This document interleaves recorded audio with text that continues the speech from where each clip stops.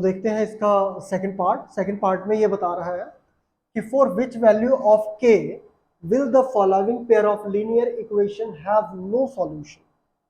इनमें से जो हमारे पास इक्वेशंस दी हुई इक्वेशन फर्स्ट और सेकंड, इसमें से कौन सी के की ऐसी कौन सी वैल्यू है जिसको पुट करने के बाद ये जो इक्वेशंस है ये हमें कौन किस टाइप का सॉल्यूशन देंगी? नो सॉल्यूशन देगी। नो सॉल्यूशन मींस जो उसमें लाइंस आएंगी वो कैसी लाइंस आएंगी? वो लाइंस आएंगी पैरेलल। पैरेलल लाइन में जो ग्राफ पे लाइंस बनेगी वो कैसी लाइन बनेगी? पैरेलल लाइन बनेगी। और पैरेलल लाइन में आपको भी पता है कि वो कहीं पे भी इंटरसेक्ट नहीं होगी। इट मींस कि उसमें कोई भी जो सॉल्यूशन है वो नहीं आएगा, राइट। तो दो इक्वेशन आपके पास गिवन है। फर्स्ट इक्वेशन है 3x plus y is equal to 1 और सेकेंड है आपके पास 2k minus 1 x plus k minus 1 y is equal to 2k minus 1, right. तो हम इसको पहले रीअरेंज करके लिख देते हैं। देखो ये इज इक्वल टू 1 है तो इस साइड आके माइनस का 1 इज इक्वल टू 0 हो जाएगा, ठीक है। और ये आपके पास इक्वल में है 2k plus 1 is equal to 0 तो इस साइड जाएगा तो minus 2k plus 1 is equal to क्या हो जाएगा? 0 हो जाएगा, ठीक है। अब आंसर देखते हैं। देखो यहां से आप निकाल लो a1, तो a1 आपके पास आ जाएगा 3, b1 आपके पास आ जाएगा 1 और c1 इज इक्वल टू आपके पास आ जाएगा माइनस का। इस चीज का आपको ध्यान रखना, ठीक है। a2 आपके पास आ जाएगा 2k माइनस 1, b2 आपके पास आ रहा है k माइनस 1 और c2 आपके पास आएगा माइनस ऑफ 2k माइनस 1। जब आप इसको अंदर मल्टीप्लाई करोगे तो माइनस का 2k हो जाएगा और जब माइनस प्लस 1 से मल्टीप्लाई होगा तो माइनस का 1 हो जाएगा। That's why minus 2k minus 1, right. कहीं समझना है तो आप कमेंट बॉक्स में कमेंट करके मुझसे क्वेश्चन पूछ सकते हो। I will definitely reply, right. तो ये हमने निकाल लिया a1 upon a1 a2 b1 b2 और c1 c2। अब हमें क्या फाइंड आउट करना है? नो सॉल्यूशन फाइंड आउट करना है। तो फॉर नो सॉल्यूशन ये स्टेप हमने पिछले क्वेश्चन में मिस कर दिया था। अगर आप चाहो तो आप यहाँ पे फॉर इनफाइनाइटली मैनी सॉल्यूशंस के लिए वो जो इक्वेशन है वो आप यहाँ पे मेंशन कर सकते हो। मेंशन कर रहे हो तो भी ठीक है, नहीं कर रहे हो तो भी ठीक है, क्योंकि आपको पता है कि नो सॉल्यूशन कब आएगा। तो for no solution a1 upon a2 equals to b1 upon b2 but not equals to c1 upon c2।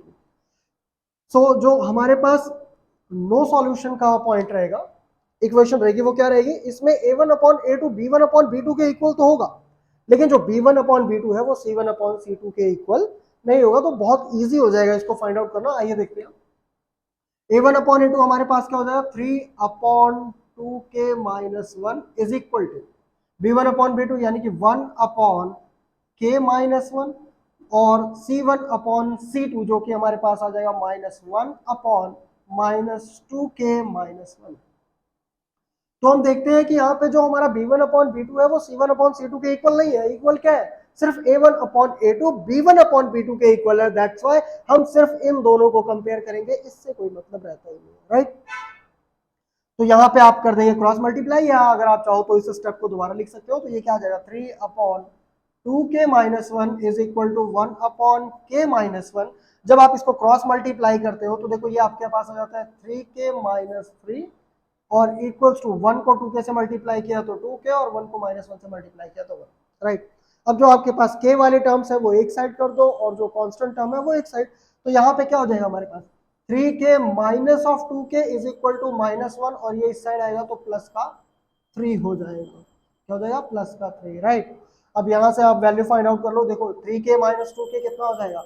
k और minus 1 plus 3 is equal to क्या हो जाएगा? 2। तो हमारे पास वैल्यू क्या आ गई? 2 आ गई। क्या पूछा था? कि for which value of k the following pair of linear equation have no solution. So for k equals to 2, for k equals to 2 the following pair of linear equation, the following pair of linear equation have no solution, have no solution। अगर हम k की value क्या रख देते हैं? 2 रख देते हैं तो जो हमारे पास सॉल्यूशंस आएंगे वो किस टाइप के सॉल्यूशंस आएंगे? नो सॉल्यूशन आएंगे, right. So pause the video to note it down. और अगर आपको वीडियो समझ में आ रही है, वीडियो से आपको कुछ फायदा हो रहा है, तो शेयर करें अपने दोस्तों के साथ और चैनल को लाइक शेयर और सब्सक्राइब करना ना भूलें। थैंक यू सो मच, मिलते हैं अगली वीडियो में।